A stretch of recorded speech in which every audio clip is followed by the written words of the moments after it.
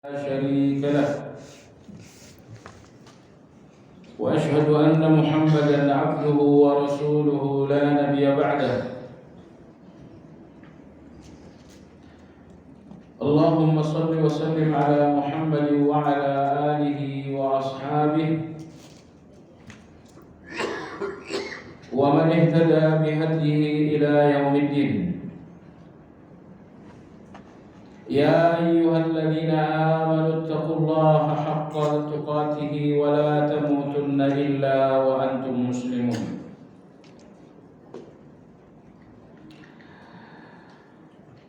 Jemaah sekalian rahimakumullah, kajian Madarijus Salikin pagi hari ini memasuki pembahasan yang baru pada halaman 257, yaitu manzilah taubat.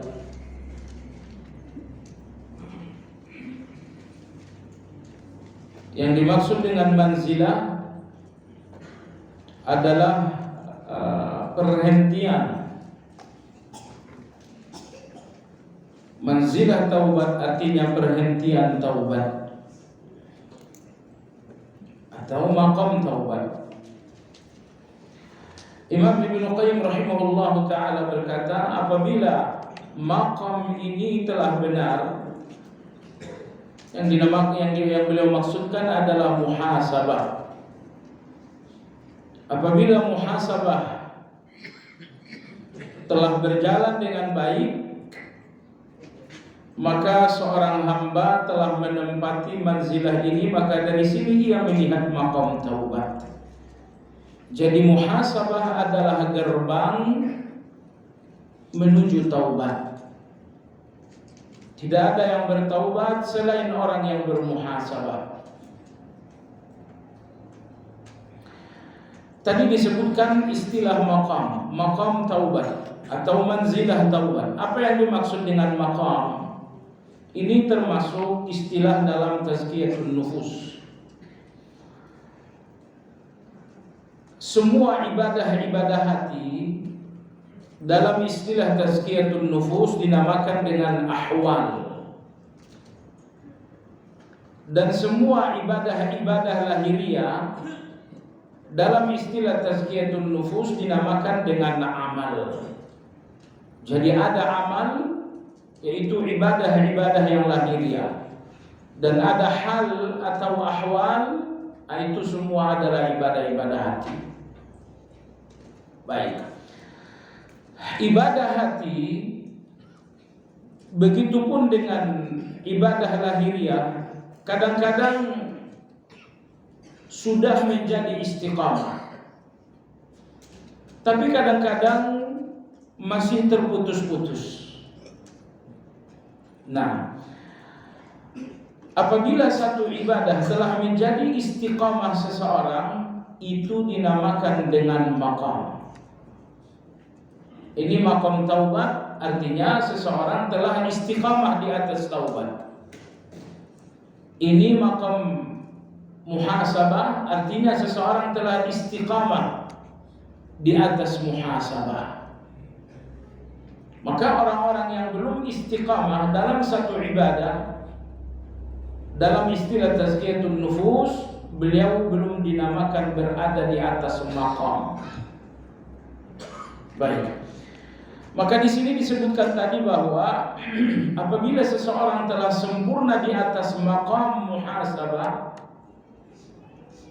berarti telah istiqamah di atas muhasabah, maka seseorang akan melihat perjalanan berikutnya, yaitu perjalanan taubat.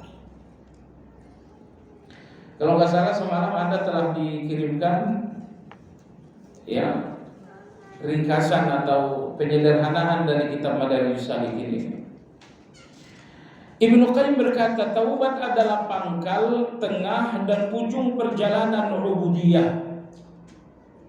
Ini sangat betul bahwa perjalanan ibadah seseorang berpangkal dari taubat, lalu berjalan di atas taubat, dan ditutup dengan taubat. yang artinya tidak ada ibadah yang boleh terpisah dari taubat. Anda baru saja sholat, apakah sholat ini boleh terpisah dari taubat? Tidak boleh.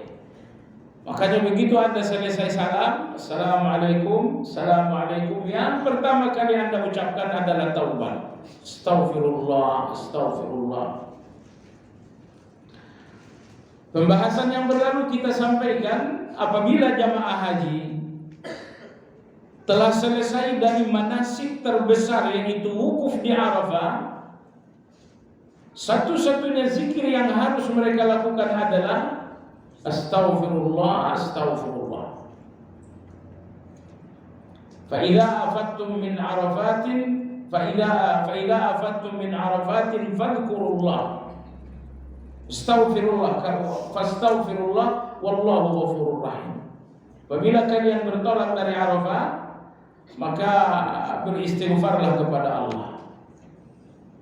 Baik. Jadi dengan demikian tidak boleh ada ibadah yang terpisah dari taubat. Kenapa demikian? Jamaah sekalian, karena mustahil Anda akan sempurna dalam segala ibadah. Ini salat subuh 2 rakaat cuma. Dari sejak Anda awali dari takbir dan Anda sudahi dengan salam, pertanyaannya, bisakah Anda menyatakan ini 100% sempurna? Tidak bisa.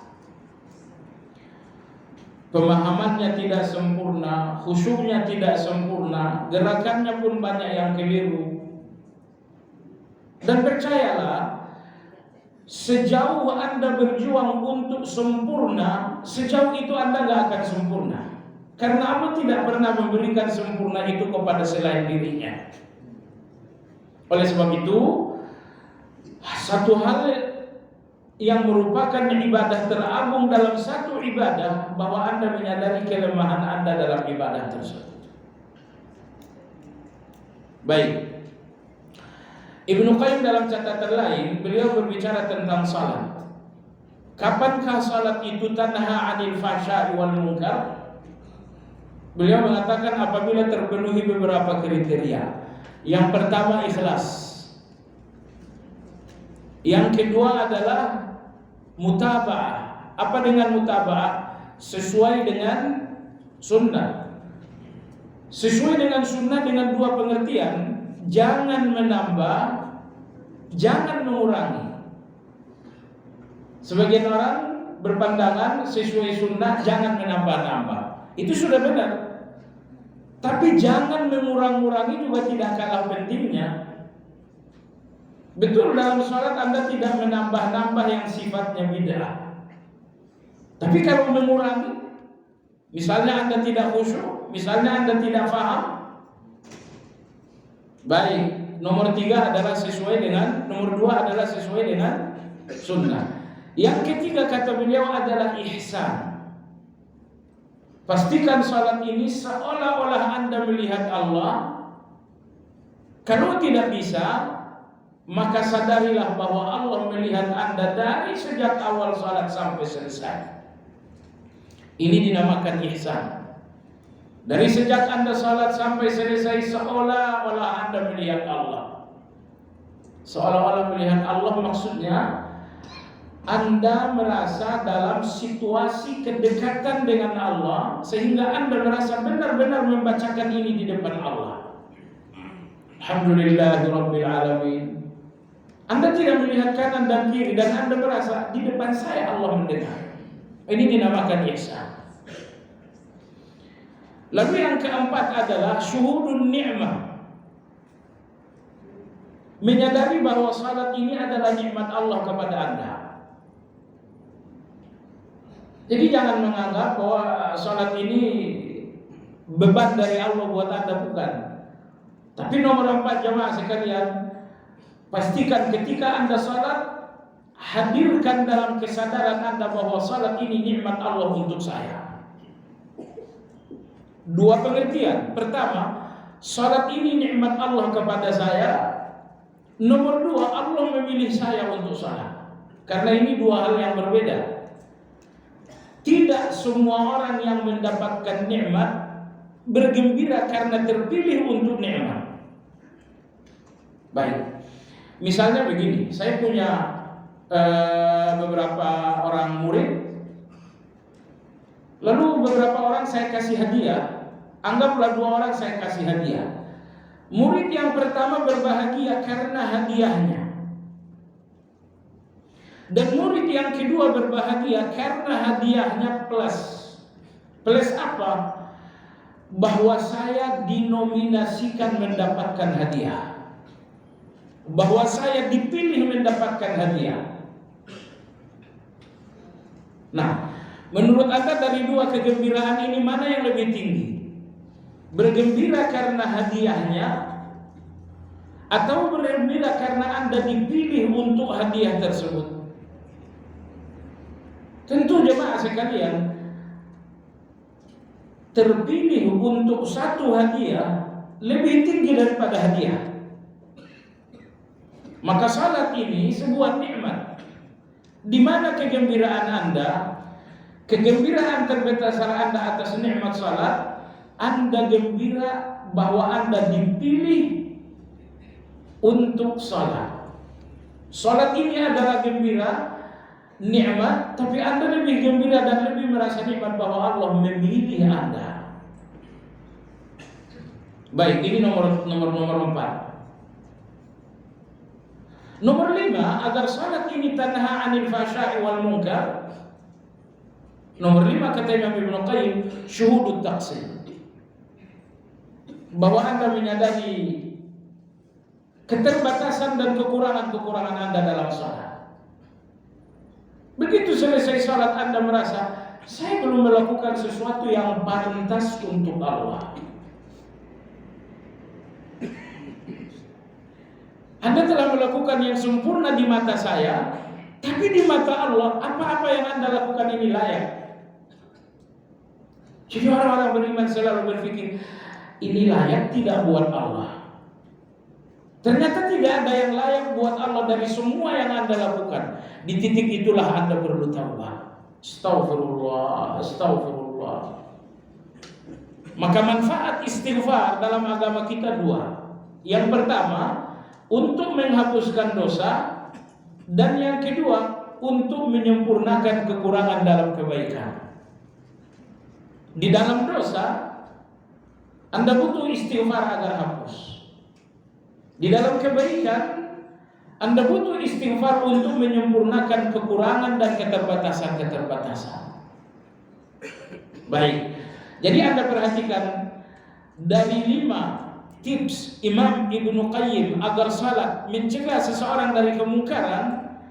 Tips yang kelima kata Imam Ibnu Qayyim, selalulah sadarkan diri Anda bahwa salat Anda tidaklah pantas untuk Allah, bahwa salat Anda penuh dengan cacat untuk dipersembahkan kepada Allah, sehingga kemudian Anda istighfar dan Anda bertaubat.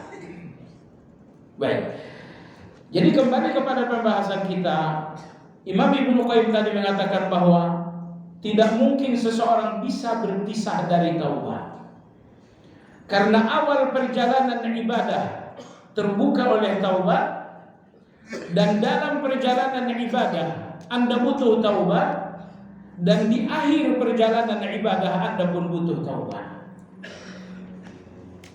Di akhir perjalanan ibadah maksudnya di akhir usia.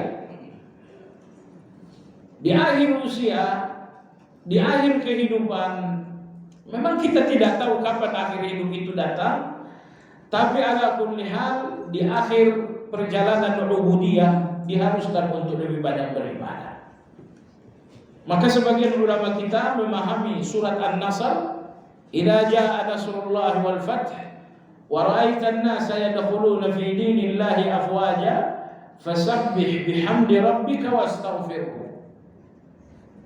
Allah memerintahkan Rasulullah untuk mengucapkan subhanallah wa bihamdihi, astaghfirullah, subhanakallahumma bihamdika allahumma ighfirli. Perintah ini disampaikan kepada Nabi SAW beberapa bulan jelang beliau wafat. Nah, sehingga sebagian ulama menyimpulkan orang-orang yang telah berusia sepuh sangat dianjurkan untuk membacakan zikir ini, sebagaimana Allah memerintahkan zikir ini di usia sepuhnya Rasulullah SAW. Subhanakallahumma wa bihamdika Allahumma ighfirli, atau Subhanallah wa bihamdihi Allahumma ighfirli. Baik. Demikian kata Ibnu Qayyim bahwa taubat adalah pangkal perjalanan ubudiyah, taubat adalah tengah perjalanan ubudiyah, dan taubat adalah ujung atau akhir perjalanan ubudiyah.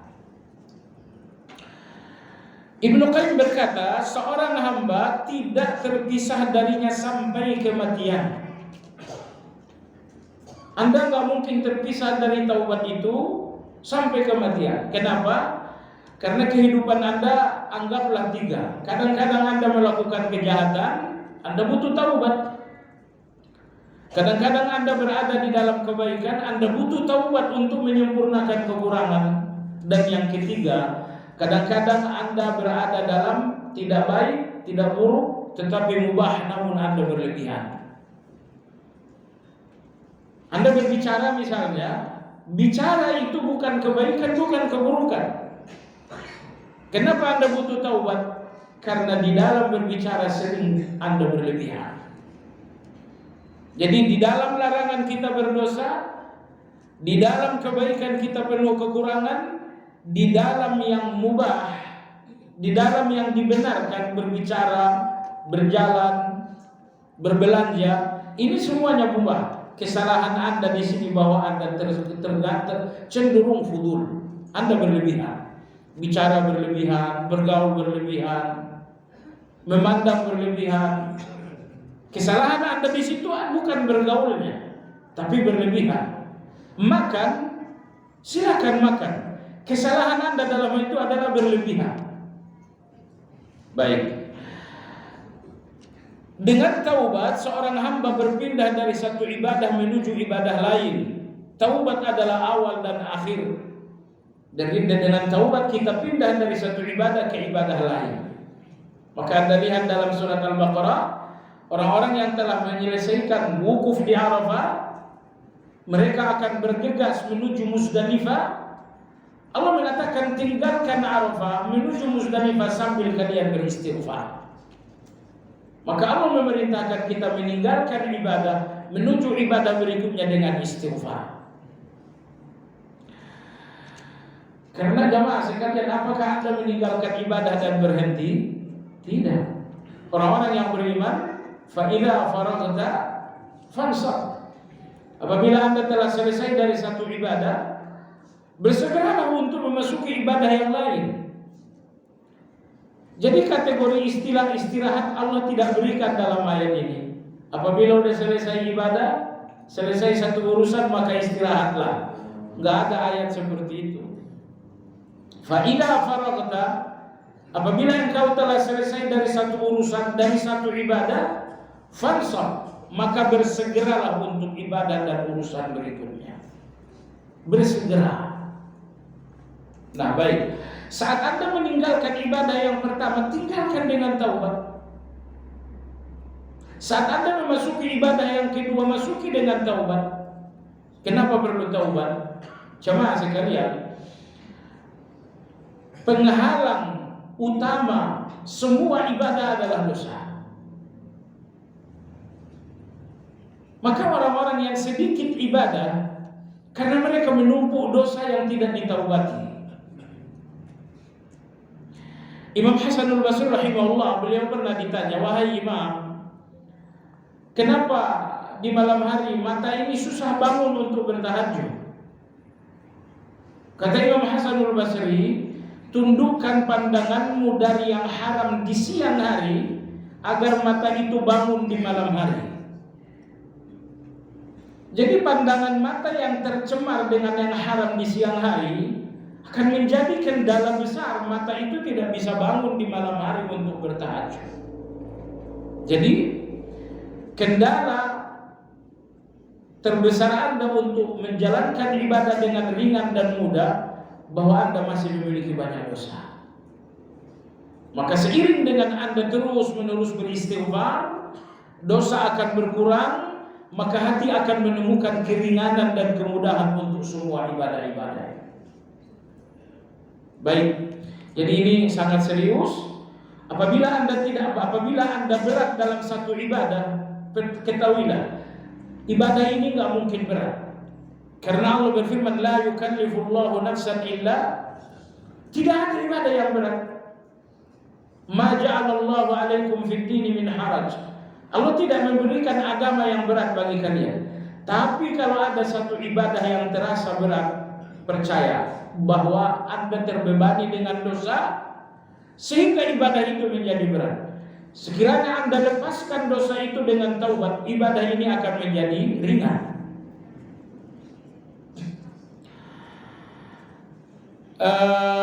Hamba membutuhkannya untuk mengawali perjalanan ubudiyah. Karena pada awalnya kita lalai, kita hanyut dalam berbagai kelalaian, dan ketika kita akan beralih kepada Allah untuk menjalankan ibadah, kita harus menanggalkan kelalaian ini. Tanggalkan kelalaian itu dengan taubat. Sekali lagi, Anda tidak bisa menanggalkan kelalaian dan kejahatan Anda kecuali dengan taubat. Kalau tidak ada taubat, Anda hanya meninggalkan kejahatan itu beberapa hari lalu balik lagi. Jadi tidak ada cara Anda untuk menanggalkan segala kelalaian dan kejahatan Anda kecuali taubat di depan Allah Azza wa Jalla. Hamba membutuhkannya untuk mengawali perjalanan ubudiyah, namun lebih membutuhkannya saat mengakhiri perjalanan tersebut. Kita butuh taubat untuk mengawali ibadah, benar? Karena selama ini saya banyak dosa, dan dosa yang banyak ini adalah beban. Kalau saya tidak melepaskannya, maka ibadah akan terasa berat. Apa yang saya lakukan? Lepaskan dosa yang menjadi beban berat itu dengan taubat. Setelah Anda telah berhasil melepaskan beban berat bernama dosa dengan taubat, Anda akan menemukan kemudahan dan keringanan dalam ibadah. Jadi Anda membutuhkan taubat untuk mengawali ibadah. Tapi kata Imam Ibnu Qayyim, Anda lebih membutuhkan taubat tersebut untuk mengakhiri ibadah. Kenapa demikian? Karena ibadah yang tidak berakhir dengan taubat akan menjadi ujub. Ibadah yang tidak berakhir dengan taubat akan menjadi ujub. Anda selesai salat, bahwa Anda tidak bertaubat artinya Anda tidak menyadari di dalam ada kekurangan. Saat Anda tidak melihat kekurangan Anda dalam salat, ini adalah ujub. Tapi bahwa Anda melihat kekurangan Anda dalam salat, di situ Anda akan bertaubat atau istighfar. Di sini Imam Ibnu Qayyim mengutip ayat 24 dalam surat An-Nur. Allah berfirman, "Wa tubu ilallahi jami'an ayyuhal mu'minun la'allakum tuflihun." Dan bertaubatlah kamu semua kepada Allah, wahai orang-orang yang beriman, agar kamu beruntung. Perhatikan di sini ada renungan Ibnu Qayyim. Ayat ini turun kepada generasi terbaik, ya, ini saya tulis. Turun kepada generasi terbaik setelah keimanan, kesabaran, hijrah dan jihad mereka. Ayat ini turun kepada para sahabat. Di mana turun? Bukan di Mekah tetapi di Madinah. Ya, ini turun di Madinah. Akhirnya artinya setelah sahabat beriman, kemudian mereka berhijrah, kemudian mereka pun sudah berjihad. Ini tiga. Mereka telah beriman, mereka telah hijrah, mereka telah berjihad. Kemudian Allah mengatakan, "Wa tubu ilallahi jami'an ayyuhal mu'minun." Taubatlah kalian semua kepada Allah, wahai orang-orang yang beriman. Allah merintahkan mereka bertaubat justru setelah mereka menyempurnakan banyak kebaikan. Mereka telah beriman, mereka telah berhijrah, mereka telah berjihad, dan semuanya dilakukan bersama-sama dengan Nabi.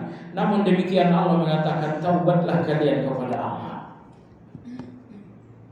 Nah, pertanyaan, kenapa Allah perintahkan taubat setelah mereka menjalani sejumlah kebaikan? Jawabannya, ini taubat bukan untuk dosa, tapi ini taubat untuk menyempurnakan kekurangan-kekurangan di dalam kebaikan. Berikutnya Allah Subhanahu wa taala berfirman pada ayat 11 dalam surat Al-Hujurat, "Wa man lam yatub fa ulaika humuz zalimun." Dan barang siapa yang bertaubat, maka mereka itulah orang-orang yang zalim. Sebelum ayat ini Allah berfirman, "Ya ayyuhalladzina amanu la yaskhar qaumun min qaumin 'asa an yakunu khairan minhum wa la nisa'un min nisa'in 'asa an yakunna khairan minhun wa la talmizu anfusakum wa la tanabazu bil alqab bi'sa ismul fusuq ba'da al-iman wa man lam yatub fa ulaika humuz zalimun." Pada ayat 11 ini ada satu potongan ayat yang betul-betul saya ingin kita perhatikan bersama. Allah berfirman, "Wala tanabazu bil alqab." Dan janganlah kalian memanggil orang lain dengan panggilan-panggilan yang buruk. Subhanallah. Imam Ibnu Jarir meriwayatkan dari Ibnu Abbas, apa yang dimaksud panggilan-panggilan yang buruk? Ibnu Abbas mengatakan, memanggil seseorang dengan masa lalunya yang buruk. Oh, mantan pemabuk, sini mantan pemabuk. Ini dia. Kamu kenal Fulan enggak? Oh enggak. Fulan itu mantan. Anda mengungkit-ungkit masa lalunya yang buruk. Itu yang dimaksudkan dengan wala tanabazu bil alqab. Dan janganlah kalian memanggil orang lain dengan panggilan-panggilan yang buruk. Panggilan-panggilan buruk yang dimaksud dalam ayat ini oleh Ibnu Abbas ditafsirkan, jangan panggil orang dengan masa lalunya yang buruk.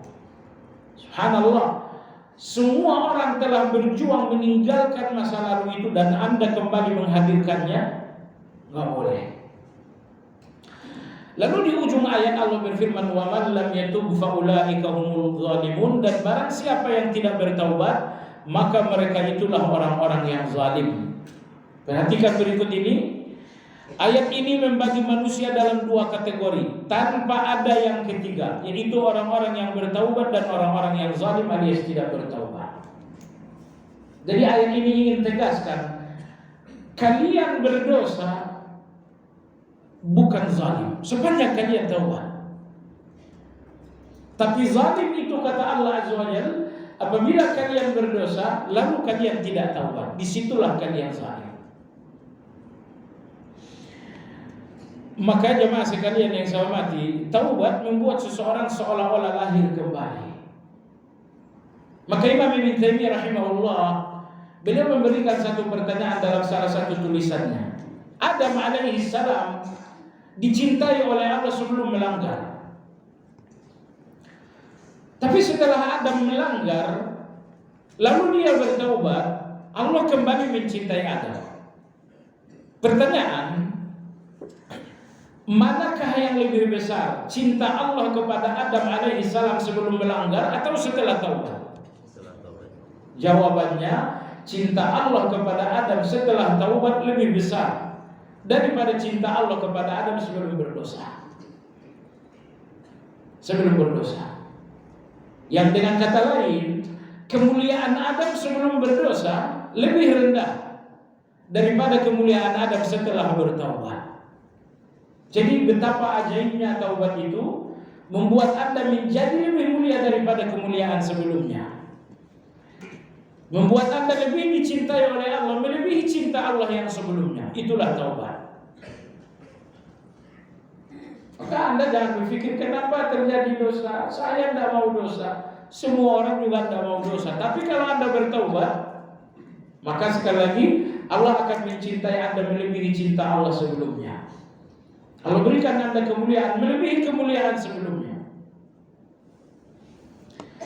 Dan ini masuk akal. kemuliaan setelah taubat lebih tinggi daripada sebelumnya. Sebelumnya adalah amal-amal saleh, tapi tidak ada amal saleh yang bernama taubat. Sekarang ada amal saleh bernama taubat. Yang kedua, sebelumnya hanya ada amal saleh dan tidak ada taubat yang membuat Anda merasa rendah diri dan tawadu. Nah, sekarang setelah Anda berdosa, kemudian Anda bertaubat, Anda menyadari betapa Anda jahat, betapa Anda hina, berapa Anda nista. Di situ muncul kerendahan diri dan penghinaan diri Anda. Dan itu tidak Anda dapatkan sebelumnya. Padahal tujuan utama dari semua ibadah adalah menghinakan diri di depan Allah Subhanahu wa taala. Berikutnya, dan orang-orang yang bertaubat dan orang-orang yang tidak bertaubat dinamakan zalim karena kebodohannya tentang Allah dan hak Allah, serta kebodohannya tentang kekurangan diri dan bahaya yang akan menimpa. Orang-orang yang berdosa dan tidak bertaubat dinamakan zalim. Kenapa? Karena kebodohannya tentang dua hal. Kebodohannya tentang Allah dan hak Allah. Lalu kebodohannya tentang kesalahan diri dan bahaya di depan mata. Orang yang berdosa, di depan Anda ada neraka. Sebelum neraka di depan Anda akan ada malapetaka. Dan Anda tak akan selamat kecuali dengan taubat. Ternyata dia nggak mau taubat, bukankah itu zalim? Jadi dosa tidak menghancurkan Anda sepanjang Anda taubat. Tapi ketika Anda berdosa dan Anda nggak bertaubat, disitulah Anda akan hancur di dunia. Berikutnya pun Anda akan hancur di akhirat. Maka wajar orang yang bertaubat, orang yang tidak bertaubat dinamakan zalim. Karena orang yang tidak bertaubat berarti menghancurkan dirinya dunia dan akhirat. Dan yang kedua, orang yang tidak bertaubat dinamakan zalim karena berarti dia tidak menghargai hak Allah. Dan dia pun tidak menghargai Allah Subhanahu wa taala. Karena Allah memerintahkan salat dan dia enggak salat, itu dosa kan? Terhadap dosa itu minta maaflah kepada Allah dengan cara taubat. Ternyata dia enggak mau taubat. Berarti penolakan untuk bertaubat artinya Anda enggak mau dikatakan bersalah padahal Anda melawan Allah Subhanahu wa taala.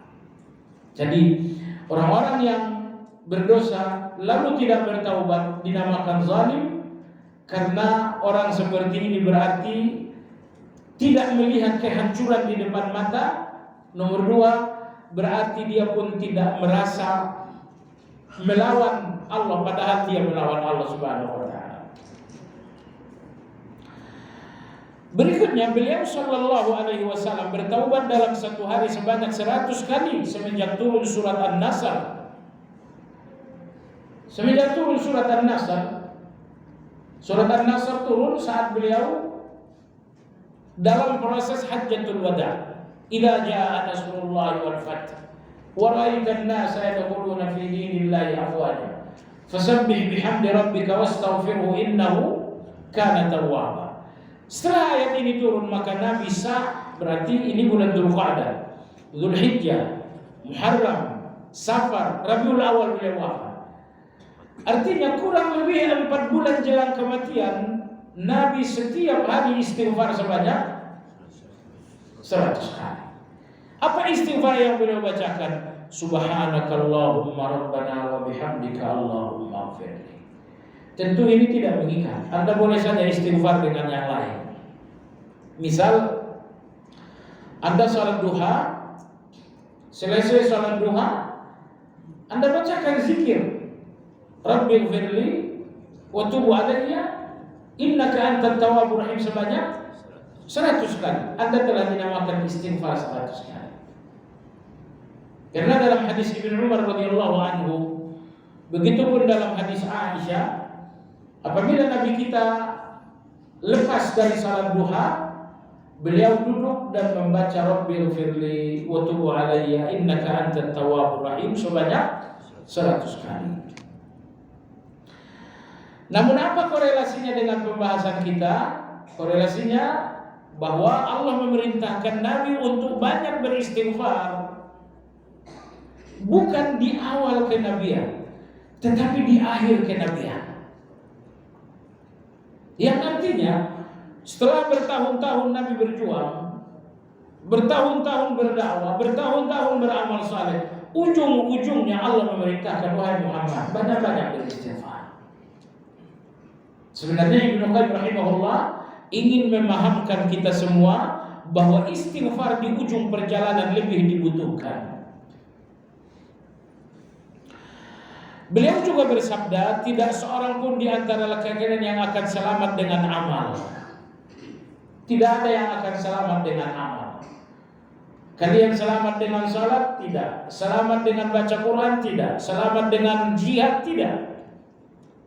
Maksud Nabi agar Anda tidak ujub dengan amal itu. Ya, karena kalau seseorang selamat dengan amal, akan banyak orang yang ujub. Maka Nabi berkata, tidak seorang pun di antara kalian yang selamat di depan Allah dengan amal. Dalam riwayat lain disebutkan, la yadkhulu ahadun minkumul jannata bi'amalihi. Seseorang di antara kalian tidak ada yang masuk surga disebabkan karena amal. Termasuk engkau ya Rasulullah? Iya, termasuk aku tidak selamat karena amal. Illa ayyataghammadani Allah birahmatihi, kecuali hanya jika Allah Subhanahu wa taala memberiku rahmat. Jadi Nabi SAW dengan amalnya yang sangat luar biasa, beliau mengatakan aku enggak selamat dengan amal ini. Keselamatanku, kata Nabi SAW, adalah rahmat Allah, bukan amal. Imam Hasanul Basri rahimahullah, beliau punya penjelasan yang bagus dalam hal ini. Masuk surga dengan amal atau dengan rahmat? Beliau mengatakan masuk surga dengan rahmat Allah, tapi kedudukan di surga sesuai dengan amal. Anda masuk surga dengan rahmat Allah, baik. Surga yang akan Anda tempati yang mana? Sesuai dengan amal. Yang jelas surga itu ada 4. Surga pertama dan kedua terbuat dari emas. Surga yang ketiga dan keempat terbuat dari perak. Dan setiap orang mendapatkan 2 surga. Wa liman khafa maqama rabbih jannatan. Di bagian akhir dari surat Al-Rahman Allah berfirman, wa min dunihima jannatan. Masing-masing orang akan mendapatkan 2 surga. Surga apa? Surga pertama, surga karena menjalankan perintah. Surga yang kedua, surga karena menjauhi larangan. Nah, kalau Anda golongan muqarrabin, maka surga yang akan Anda dapatkan adalah surga emas. Tapi kalau Anda termasuk golongan ashabul yamin, maka surga yang akan Anda peroleh adalah surga perak. Ini dia. Kalau Anda kategori muqarrabin, surga Anda adalah surga emas. Tapi kalau Anda ashabul yamin, surga Anda adalah perak. Karena hanya 2 golongan ini yang masuk surga. Ashabul maimanah, kemudian al-muqarrabun. Kalau Anda bertanya apa bedanya ashabul yamin dengan muqarrabin, perbedaannya satu. Ashabul yamin mereka beramal, tetapi al-muqarrabin mereka berlomba dalam beramal. Maka Allah berfirman, was-sabiquna as-sabiqun ulaikal muqarrabun. As-sabiquna as-sabiqun, orang-orang yang selalu tercepat dalam beramal, mereka pula yang tercepat ke dalam surga. Karena ini kan 2 macam orang. Orang pertama yang penting saya salat, itu ashabul yamin. Tapi orang yang kedua enggak, saya harus di saf yang pertama. As-sabiqun as-sabiqun, orang yang selalu tercepat dalam kebaikan, orang yang selalu berlomba dalam kebaikan. orang seperti ini yang dinamakan dengan al-muqarrabin. Tapi kalau target Anda dalam amal sekedar beramal, Anda dinamakan ashabul ya. Yang penting saya sholat jamaah. Sam berapa? Terserah 2, 3, 4 gak jadi soal. Penting saya datang. So 3, 4 ya dapat 1 rakaat pun oke, dapat salam pun oke. Yang penting saya nggak meninggalkan sholat jamaah. Ini logika ashabul yamin. Yang penting tidak meninggalkan amal. Adapun al-muqarrabin, sikap mereka dalam amal was-sabiqun as-sabiqun, berlomba dan bersegera. Mereka bersegera, maka mereka tidak terima sop kedua, ketiga, harus sop pertama. Nah, maka dari sekarang Allah berikan Anda kemampuan, Allah berikan Anda pertolongan. Kelola pertolongan dan kemampuan yang Allah berikan tersebut untuk mendapatkan surga emas. Dan surga emas itu akan Anda peroleh kalau Anda menjadi muqarrabin. Dan Anda menjadi muqarrabin kalau Anda menjadi as-sabiqun as-sabiqun. Orang yang selalu tercepat, tersegera dan berlomba dalam kebaikan. Sebulan sedekah berapa? Oh, dia sedekah 5.000. Saya harus 10.000. Berlomba. Baik. Jemaah sekalian yang saya hormati, kita lanjutkan. Belum syuruk bukan? Udah belum? Belum. Kita lanjut sedikit lagi. Jadi tadi ini terkait dengan hadis Nabi, masuk surga karena amal atau karena rahmat. Yang betul, masuk surga karena rahmat. Tapi tempat Anda di surga, kelas Anda di surga sesuai dengan amal. Jelas di surga cuma ada 2 kelas. Kelas muqarrabin, mereka akan menempati surga emas. Kedua adalah ashabul yamin, mereka akan menempati surga perak. Abu Bakar radhiyallahu anhu, begitupun dengan Abu Musa radhiyallahu anhu, ketika kedua orang ini menafsirkan ayat Al-Quran tadi, waliman khafa maqama rabbih jannatan, bagi orang yang takut dengan kedudukan Allah ada 2 surga. Kata mereka, ini surga emas sebanyak 2 surga untuk muqarrabin. Berikutnya Allah berfirman lagi, wa min dunihima jannatan, dan di bawah mereka yang pertama ada 2 surga juga. Kata Abu Bakar dan Umar dan Abu Musa, 2 surga yang kedua ini adalah 2 surga perak untuk ashabul yamin. Baik, jemaah sekalian, kita lanjutkan pembahasan berikutnya.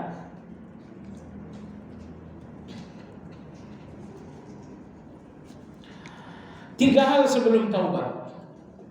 Hakikat taubat adalah kembali kepada Allah dengan meninggalkan jalan maghdubi alaihim dan dhalin. Ini hakikat taubat. Coba di situ Anda lihat, kembali dan meninggalkan itu di blok. Karena hakikat dari taubat, Anda meninggalkan dan Anda kembali. Ada orang yang meninggalkan dosa tapi tidak kembali kepada Allah, tidak dinamakan taubat. Atau misalnya seseorang kembali kepada Allah tapi dia tetap berdosa, tidak dinamakan taubat. Jadi taubat itu adalah kembali kepada Allah dengan cara meninggalkan jalan golongan maghdubi alaihim. Kalau ditambah dengan kelompok yang kedua, yaitu kelompok ad-dallin, boleh juga. Karena jalan itu ada 2, ada 3. Jalan pertama an'amta alaihim, jalan mereka adalah siratal mustaqim. Jalan yang kedua adalah maghdubi alaihim, dan jalan yang ketiga adalah ad-dallin. Jadi yang dimaksud dengan taubat, kata Ibnu Qayyim, lepaskan jalan maghdubi alaihim, lepaskan jalan ad-dallin, dan berjalanlah di atas siratal mustaqim. Baik, maka beliau mengatakan hakikat dari taubat kembali kepada Allah dengan meninggalkan jalan maghdubi alaihim. Dan hal ini tidak tercapai tanpa hidayah. Dan hidayah pun tidak akan tercapai tanpa pertolongan. Dan semuanya terhimpun secara indah di dalam surat Al-Fatihah. Baik, jadi kata Ibnu Qayyim urut-urutannya, bagaimana Anda bertaubat? Dengan hidayah. Bagaimana Anda dapatkan hidayah? Dengan pertolongan Allah. Maka tiga hal ini telah terangkum dalam surat Al-Fatihah. Iyyaka na'budu wa iyyaka nasta'in, ini pertolongan Allah. Ihdinas siratal mustaqim, ini hidayah dari Allah. Siratal ladzina an'amta 'alaihim, ini adalah jalan taubat. Jadi siratal mustaqim adalah jalan taubat. Setelah Anda ihdina, Anda mendapatkan hidayah dari Allah. Dari mana Anda dapatkan hidayah? Setelah Anda minta tolong kepada Allah. Baik, jemaah sekalian, semua dosa yang belum berhasil Anda tinggalkan karena Anda nggak minta tolong kepada Allah. Semua dosa yang belum bisa Anda tinggalkan 100% karena Anda belum minta tolong kepada Allah. Contoh, dosa apa yang belum bisa Anda tinggalkan? Yang belum bisa Anda tinggalkan dan saya tinggalkan, dosa ghibah. Dan Anda tahu kenapa itu masih datang? Karena Anda sendiri tidak minta tolong kepada Allah. Kalau Anda akan meninggalkan ghibah dengan kekuatan Anda nggak mampu. Karena Anda hanya mampu meninggalkannya dengan pertolongan Allah, bukan dengan kekuatan Anda. Kekuatan Anda tanpa Allah adalah kelemahan. Kekuatan Anda tanpa Allah akan menjadi kelemahan. Dan semuanya terhimpun secara indah dalam surat Al-Fatihah. Maka barang siapa yang memenuhi hak Al-Fatihah saat membacanya, niscaya ia akan sadar bahwa tidak sah membaca Fatihah tanpa taubatan nasuh. Oh, ini ekstrim sekali. Kata Ibnu Qayyim, siapa yang membacakan Fatihah sesuai dengan hak dari Al-Fatihah. Di dalam catatan kaki saya ambilkan apa yang dimaksud dengan hak Al-Fatihah. Ternyata jemaah sekalian, ada 4 hak Al-Fatihah saat Anda membacakannya. Yang pertama ilmu, yang kedua ma'rifat, yang ketiga syuhud, yang keempat adalah ahwal. Kalau 4 hal ini ada saat Anda bacakan Fatihah, berarti Anda telah membacakan Fatihah sesuai dengan hak Fatihah itu sendiri. Hak yang pertama adalah ilmu. Apa itu? Anda faham. Bismillahirrahmanirrahim. Alhamdulillahirabbil alamin. Anda faham. Setelah Anda faham, hak yang kedua adalah ma'rifat. Ingat, di dalam Fatihah ada 5 nama Allah. Bismillah, Ar-Rahman, Ar-Rahim, itu 3. Alhamdulillah Rabbil Alamin, itu yang keempat. Ar-Rahmanir Rahim, baru Maliki Yaumiddin yang kelima. Ini yang kedua. Hak Fatihah yang kedua adalah ma'rifat. Anda mengenali nama-nama Allah yang 5 ini. Allah, apa arti dari Allah? Ar-Rahman, Ar-Rahim, Rabbin atau Rabbun, Malik. Ini 5. Terhadap semua kata-katanya al-mu'min Anda harus paham. Terhadap nama yang 5 ini Anda harus ma'rifat. Anda harus mengenal. Ini hak Fatihah yang kedua. Hak Fatihah yang ketiga adalah syuhud. Syuhud itu artinya menyaksikan. Maksudnya apa? Anda merasa membacakannya langsung di depan Allah tanpa jarak. Ini yang dinamakan dengan ihsan. Anda menyembah Allah seolah-olah melihat Allah. Maka saat Anda membaca Fatihah, Anda harus menyadarkan diri Anda bahwa ini saya membacakan di depan Allah, gak ada jarak, gak ada batas sama sekali. Bahwa Anda membacakan Fatihah dan tidak rasakan kemahadekatan Allah, Anda tidak melunasi hak Fatihah yang ketiga. Karena hak Al-Fatihah yang ketiga, saat Anda membacakannya, Anda rasa bahwa Anda di depan Allah. Anda membacakannya langsung di depan Allah tanpa batas, tanpa jarak. Ini dinamakan dengan ihsan. Istilah tazkiyatun nufusnya adalah syuhud. Kalau dalam hadis ihsan, kita gunakan istilah hadis saja. Ihsan. Lalu yang keempat, apa yang keempat? Hak Al-Fatihah yang keempat adalah ahwal. Apa itu ahwal? Ahwal artinya ibadah-ibadah hati.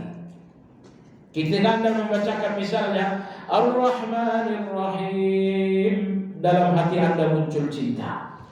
Ketika misalnya Anda bacakan Maliki Yaumiddin, dalam hati Anda muncul rasa takut. Munculnya perasaan-perasaan hati, cinta kepada Allah, takut kepada Allah, berharap kepada Allah. Misalnya Anda bacakan Rabbil Alamin, Allah Maha Mengatur. Di situ muncul harapan Anda. Karena Allah Maha Mengatur rezeki, Maha Mengatur kesehatan, Maha Mengatur keselamatan. Anda lihat Allah Maha Mengatur, muncul harapan. Semoga Allah atur segala urusan dengan baik. Ar-Rahmanir Rahim, muncul cinta. Maliki Yaumiddin, muncul rasa takut. Iyyaka na'budu wa iyyaka nasta'in, di sini muncul tauhid. Ihdinas siratal mustaqim, di sini muncul iftikar, rasa butuh. Rasa butuh.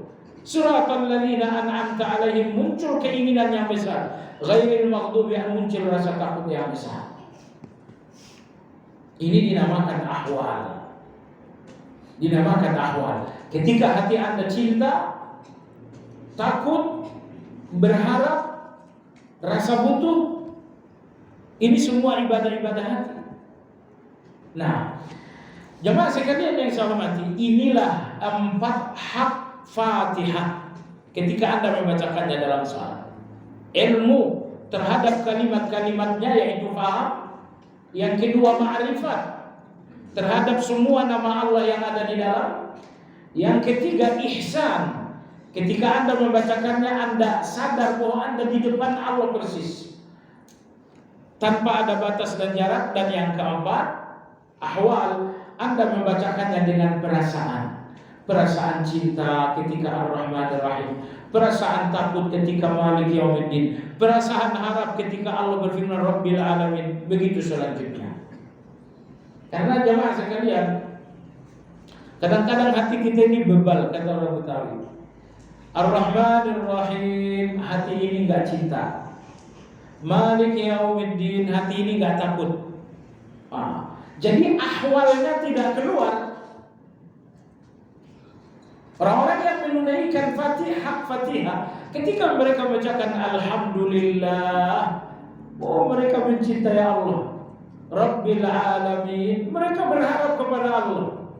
Ar-Rahmanir Rahim, mereka cinta kepada Allah. Maliki Yaumiddin, mereka takut kepada Allah. Malik, Allah yang berkuasa. Kalau Allah berkuasa berarti Allah yang memutuskan. Kalau Allah yang memutuskan berarti nasib Anda surga dan neraka, su'ul khatimah atau husnul khatimah. Siapa yang memutuskan itu? Malik. Yang memutuskan itu adalah penguasa. Ketika Anda lihat kekuasaan Allah yang akan menentukan husnul khatimah, su'ul khatimah, yang akan menentukan surga neraka, bagaimana Anda melihat kekuasaan itu? Takut. Malik Yaumiddin. Baik jemaah sekalian. Jadi kata Ibnu Qayyim, siapa yang membaca Fatihah dan menyempurnakan keempat hak Al-Fatihah, niscaya dia akan sadar bahwa tidak sah membaca Fatihah tanpa taubat. Ini yang ekstrim sekali. Enggak sah membaca Fatihah tanpa taubat. Maksudnya apa? Sebab tidak ada hidayah karena 2 hal. Karena tidak mengenal dosa, atau karena terus-menerus di dalam dosa. Dalam Fatihah, bukankah Anda minta hidayah? Ihdinas siratal mustaqim, ya Allah berikan kami hidayah. Anda minta hidayah, oke. Mungkinkah Allah memberikan hidayah sementara Anda di dalam dosa? Tidak mungkin. Kalau begitu, tanggalkan dosa lalu minta hidayah kepada Allah Azza wa Jalla. Itu sebabnya Ibnu Qayyim mengatakan, orang yang membacakan Fatihah semuanya adalah pendusta tanpa mereka membacakannya dengan taubat. Karena di dalam Fatihah ada permintaan hidayah, dan permintaan hidayah ini tidak diberikan oleh Allah bersamaan dengan dosa-dosa. Baik, saya kira sampai di sini. Insya Allah besok akan kita pertajam lagi bagian akhir ini, bahwa Fatihah harus dibacakan dengan taubat.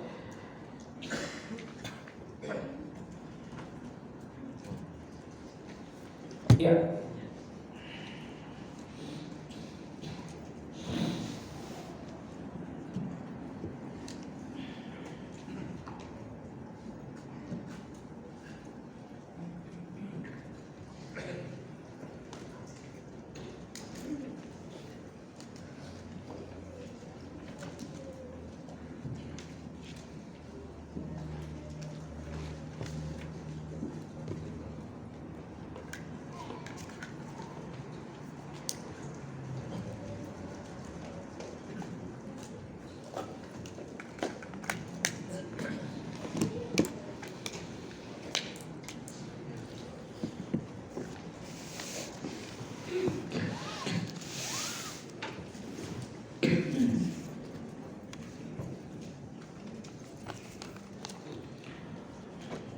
Pada malam Jumat, apakah disyariatkan membaca Al-Quran pada surat tertentu saja? Diperintahkan membacakan surat Al-Kahfi pada malam Jumat atau siang Jumat. Oh, kemarin sudah ada fatwa katanya tidak sunnah lagi. Jamaah sekalian, jadi begini, saya kasih tahu Anda satu manhaj alias undang-undang. Semua persoalan yang udah dibahas ulama dulu itu udah selesai. Ulama-ulama belakangan ini tidak akan mengubah yang telah berlalu. Maka ulama-ulama mutaakhirun, ilmu mereka hanya untuk masalah yang muncul belakangan ini. Adapun soal misalnya Anda mau sholat mendahulukan lutut atau mendahulukan tangan, ini udah dibicarakan ulama terdahulu, udah selesai. Ulama mutaakhirin hanya mengulang saja. Nah, terkait dengan surat Al-Kahfi, 4 imam mazhab semuanya sepakat tetap sunnah membacakan surat Al-Kahfi siang atau malam Jumat. Bagaimana dengan ya, itu pendapat silakan saja. Tapi kalau resmi dalam imam yang 4 tetap disunnahkan baca Al-Kahfi. Jadi surat tertentu yang dibacakan pada malam Jumat, siang Jumat ada surat Al-Kahfi. Di dalam salat, untuk salat subuhnya tentu Anda bacakan rakaat pertama sajadah, kedua Al-Insan. Itu pun kalau jamaahnya kuat. Kalau kira-kira ada jamaah yang nggak datang dengan gara-gara membacakan itu, ya jangan juga. Panjang. Iya, kepanjangan gitu. Apalagi yang membaca agak lama. Ketika mensalatkan jenazah, apakah harus makmum dalam shaf ganjil? Ya, shaf 3, 4, 3, 1, 5. Ya, betul, itu diperintahkan.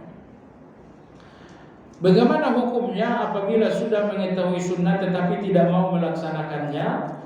Sunnah ini ada 2, sunnah yang hukumnya wajib dan sunnah yang hukumnya mustahab. Sunnah yang hukumnya wajib. Sunnah itu artinya adalah ajaran. Ini diajar, ini ajaran Nabi, itu berarti sunnah. Ini bukan ajaran Nabi, berarti bukan sunnah. Jadi sunnah artinya adalah ajaran Nabi Sallallahu Alaihi Wasallam. Ajaran beliau ada yang hukumnya wajib dan ada yang hukumnya mustahab. Meninggalkan sunnah yang hukumnya wajib tentu berdosa.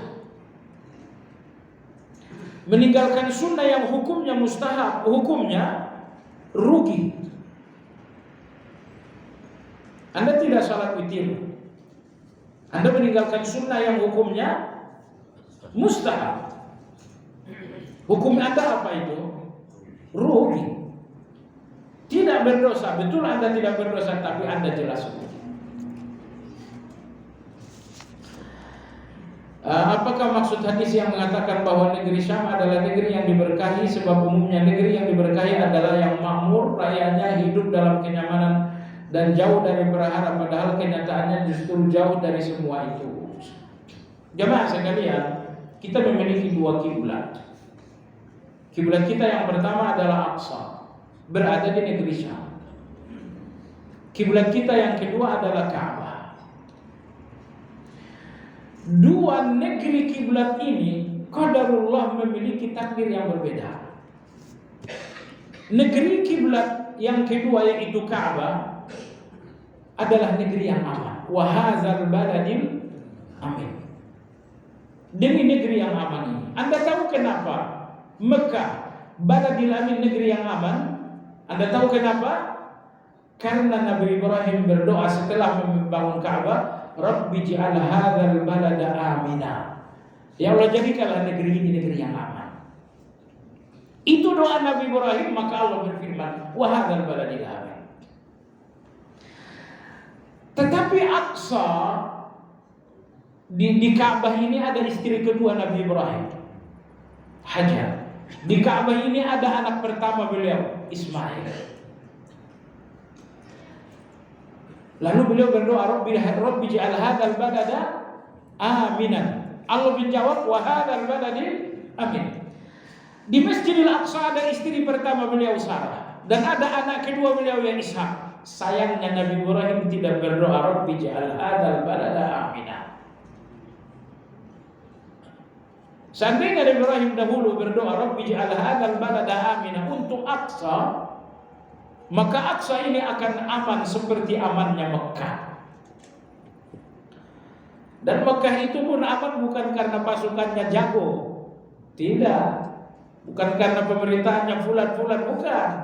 Amannya Mekah karena doa Nabi Ibrahim, Rabbi ij'al hadzal balada amina wa in ja'alna al-baita mathabatan lin-nasi wa amna. Doa Nabi Ibrahim ini, dan terhadap doa itu Allah jawab, wa hadzal baladil amin. Tapi qadarullah, sepertinya Nabi Ibrahim lupa, sesampainya di Aqsa, kiblat pertama kita, beliau tidak berdoa Rabbi ij'al hadzal balada amin. Baik. Jadi kalau kiblat kita yang kedua Ka'bah aman, maka Aqsa ini adalah negeri jihad sampai kiamat. Di mana keberkahannya? Keberkahannya adalah jihad. Nabi Musa alaihi salam berjihad melepaskan Baitul Maqdis. Sayangnya waktu itu Bani Israel tidak mau. Akhirnya disambung oleh Syamrun, berjihad melepaskan Baitul Maqdis. Kemudian Umar bin Khattab berjihad melepaskan Baitul Maqdis. Sultan Zengki melepaskan Baitul Maqdis dengan jihad. Salahuddin al-Ayyubi menempuh perjalanan perang salib sebanyak 7 kali untuk melepaskan Baitul Maqdis. Jadi Baitul Maqdis ini sampai kiamat nggak akan selesai dari, saya nggak menyebutnya konflik, tapi jihad. Itu qadarullah. Jadi kiblat yang kedua yaitu Ka'bah, Allah berikan keamanan. Adapun kiblat yang pertama, Allah tidak berikan keamanan, tapi Allah jadikan medan jihad sampai kiamat. Seolah-olah Allah mengatakan, siapa yang ingin menjual nyawanya kepada aku akan membelinya surga. Medannya ada di sana. Baik jemaah sekalian.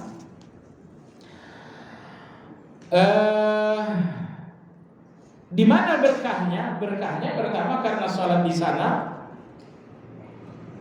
lebih mulia. Dalam 3 riwayat, sholat Masjidil Aqsa 250 kali lebih besar daripada salat di masjid lain. Riwayat yang kedua, salat Masjidil Aqsa 500 kali lipat lebih besar dari masjid lain. Bahkan riwayat yang ketiga, salat di Masjidil Aqsa 1000 kali lipat salat di masjid lain. 3 riwayat ini sama-sama sahih. Ini keberkahan. Baik. Keberkahan berikutnya Ardul Anbiya, bahwa Syam adalah negerinya para nabi. Tapi konflik itu dalam bahasa Islam jihad, tentu jihad ini pun satu keberkahan. Tapi gak tega awak lihatnya anak-anak mati, perempuan mati. Nah semalam ini kita kebahas dalam satu kajian. Mereka-mereka yang gugur ini, mereka tidak ditolong Allah, tapi Allah berikan kemenangan. Karena dalam agama kita, nanti di rumah Anda lihat surat As-Saff ayat 10, 11, 12, 13 atau 11, 12, 13. Ini 3 atau 4 ayat. Mereka-mereka yang mati dalam jihad, mereka mendapatkan kemenangan, yaitu surga. Tapi mereka tidak mendapatkan pertolongan. Kemenangan itu surga. Ya. Jadi kalahnya musuh Anda bukan kemenangan, tapi pertolongan. Kalahnya musuh bukan kemenangan, tapi pertolongan. Kemenangan yang sesungguhnya bawa Anda masuk surga. Nanti Anda perhatikan surat As-Saff yang tadi saya sebutkan. Apakah hadis itu hanya berlaku pada masa saat Rasul? Enggak, berlaku sampai kiamat. Maka jihad terakhir, pergolakan jihad terakhir di tanah Aqsa di zaman Nabi Isa alaihissalam. Antara Nabi Isa dengan siapa? Dengan Yahudi. Tapi bukan Yahudi Zionis, melainkan Yahudi Asfahan. Yahudi Asfahan itu adanya di Iran. Kata Nabi sallam, alaihimut tayalasa. Yahudi Asfahan, Yahudi dengan ciri khas mereka menggunakan syal. Kalau Yahudi Zionis cirinya pakai topi, rambutnya dikepang. Itu Yahudi Zionis. Nah, adapun Yahudi akhir zaman yang akan berhadapan dengan Nabi Isa, mereka Yahudi Asfahan. Dinamakan Asfahan karena mereka ada di kota Asfahan, Iran. Dan yang kedua, ciri khas mereka menggunakan syal. Apakah hadis yang intinya meriwayatkan bahwa pada akhir zaman Indonesia disebut sebagai juru selamat bagi rakyat Palestina? Nggak ada hadis itu, jemaah sekalian.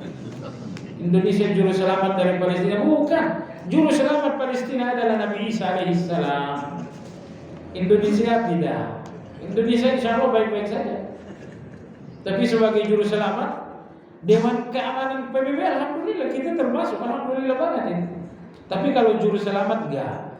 Juru selamat Palestina adalah Nabi Isa alaihissalam.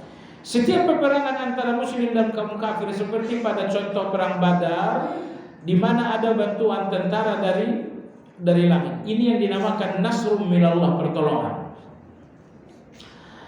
Langit, malaikat, maka hampir pasti kemenangan ada di pihak muslim.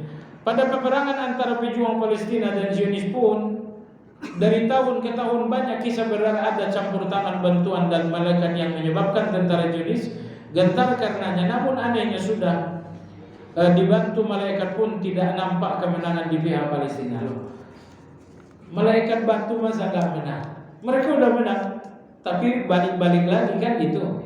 Kenapa? Karena kawan sebelah ini mancing-mancing terus. Nah, baik jemaah sekalian, jadi insya Allah Palestina cepat atau lambat mungkin tidak menang, tapi dia akan mungkin dia tidak ditolong oleh Allah, tapi dia akan menang. Dan insya Allah musuh kita bersama, yaitu Yahudi Zionis, akan segera dihinakan oleh Allah dengan kekalahan. Setelah mengikuti kajian-kajian ilmu Islam dan introspeksi diri dari amal-amal yang kita laksanakan, ternyata begitu sedikit sekali yang kami peroleh dan ilmu yang diamalkan. Bagaimana menyikapi hal ini untuk menggapai mati dalam husnul khatimah? Kalau tujuan Anda mati dalam husnul khatimah, cukup bagi Anda satu hal. Apa itu? Istiqamah. Karena Allah berfirman, innal ladzina qalu rabbuna Allah tsumma istaqamu, orang yang istiqamah, tatanazzalu alaihimul malaika, akan turun untuk mereka malaikat menjelang kematian. Itu husnul khatimah. Alla takhafu wa la tahzanu wa abshiru bil jannah. Jadi istiqamah. Semakin banyak amal yang menjadi istiqamah, semakin dekat Anda dengan husnul khatimah. Istiqamah terbesar Anda, istiqamah di atas Rabbi Allah, qalu Rabbuna Allah. Itu istiqamah terbesar Anda, bahwa Anda mengesahkan dan mentauhidkan Allah sampai mati. Tapi pastikan istiqamah Anda banyak. Istiqamah di atas tauhid, istiqamah di atas salat 5 waktu, istiqamah puasa Ramadan, istiqamah zikir pagi dan petang, semakin banyak istiqamah Anda, semakin besar peluang Anda untuk husnul khatimah. Ada anggapan iman dan agama seorang tidak sempurna bila tidak memiliki atau mengikuti imam, mursyid atau berbaiat kepada pemimpinnya. Apakah pada nasa Nabi berbaiat kepada khalifah itu satu keharusan? Zaman Nabi tidak ada keharusan. Berbaiat kepada khalifah di zaman Nabi adalah berbaiat kepada pemimpin, yaitu Abu Bakar, Umar, Utsman. Nah, kalau sekarang Anda berbaiat dengan pemimpin tapi telah diwakili oleh Majlisul Hilli wal Aqd, yaitu DPR. Jadi Anda nggak perlu ke istana baiat dengan Bapak Presiden. Cukup DPR saja yang berbaiat beliau.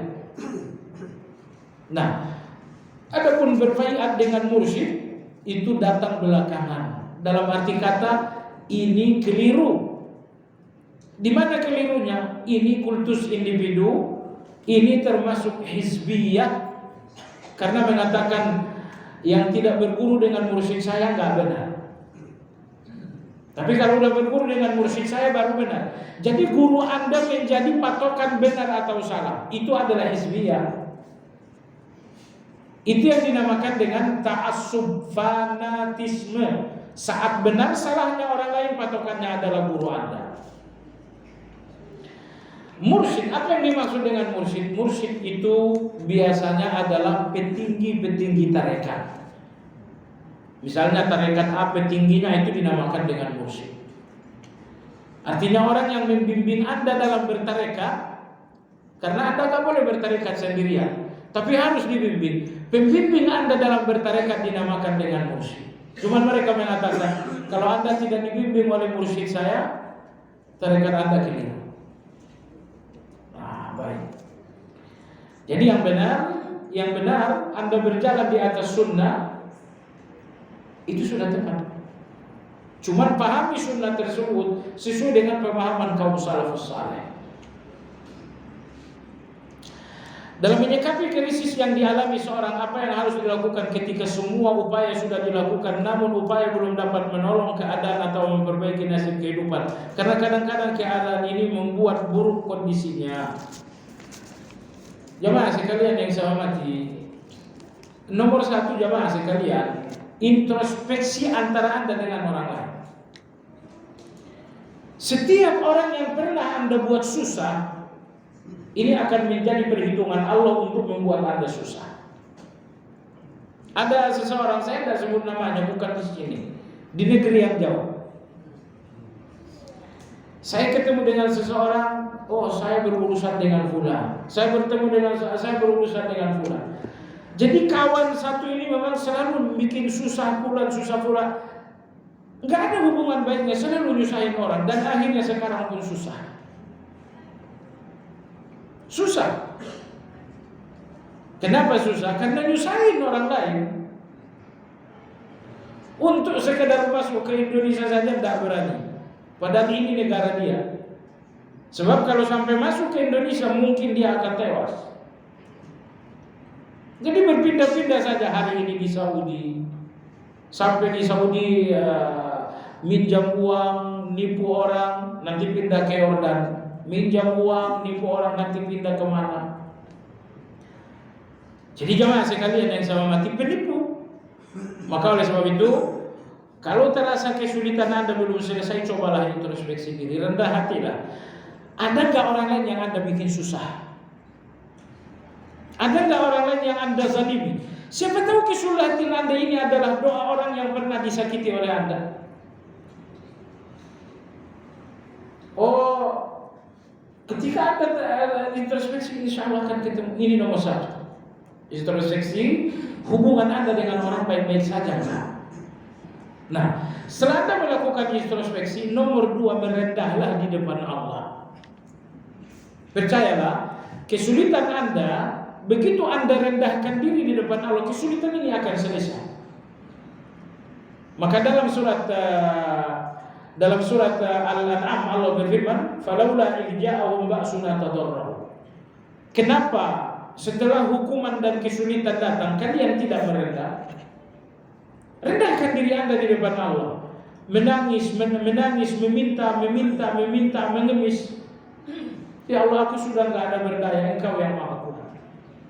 Ya Allah, aku sudah tidak mampu karena aku adalah hamba yang lemah. Sambil Anda menangis. Begitu Anda merendahkan diri dengan tangisan yang jujur, urusan Anda akan selesai. Baik jemaah sekalian yang saya hormati, demikian mudah-mudahan kajian ini bermanfaat. Kita sudahi dengan zikir kafaratul majlis. Subhanakallahumma wa bihamdika asyhadu an la ilaha illa anta astaghfiruka wa atubu ilaik. Alhamdulillahirabbil alamin. Assalamualaikum warahmatullahi wabarakatuh.